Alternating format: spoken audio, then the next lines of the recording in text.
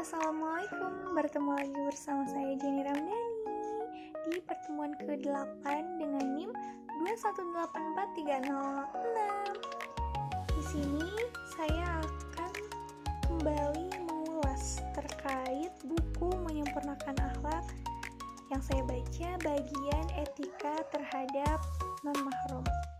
Di buku ini dijelaskan bahwa salah satu cara untuk memperluas cakrawala pergaulan adalah dengan banyak mengenal orang.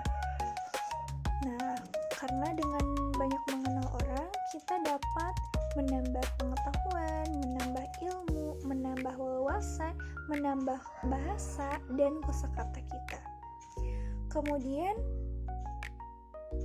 pertemanan itu tidak hanya sesama jenis, tetapi terhadap antar jenis. Nah, kemudian di sini tuh dijelaskan bahwa ada beberapa poin yang terkait etika terhadap interaksi antara laki-laki dan perempuan yang perlu dikemukakan. Yang pertama, tidak berpandangan mata secara meluas. Artinya, kita sesama, misalkan kita berteman dengan laki-laki, kita perempuan berteman dengan laki-laki. Nah, kita menatap teman kita gitu ya, secara seperlunya. Seperti kita misalkan sedang berbicara, kita hanya boleh memandang wajahnya saja, tidak meluas. Begitu pula dengan laki-laki terhadap perempuan, kita harus saling menjaga, kita harus bisa saling menjaga pandangan kita. Kemudian yang kedua ada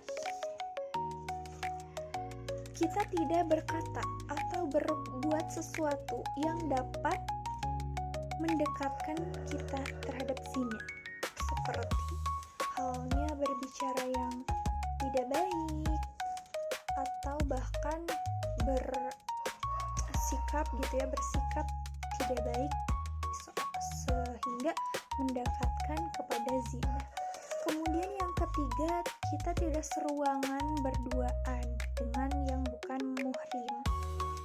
Kita di ruangan atau kita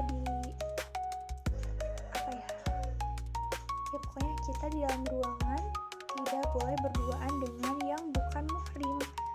Harus ada pendampingan. Dan yang keempat itu masih sama seperti yang poin ketiga, yaitu tidak pergi berduaan kecuali dengan mahramnya.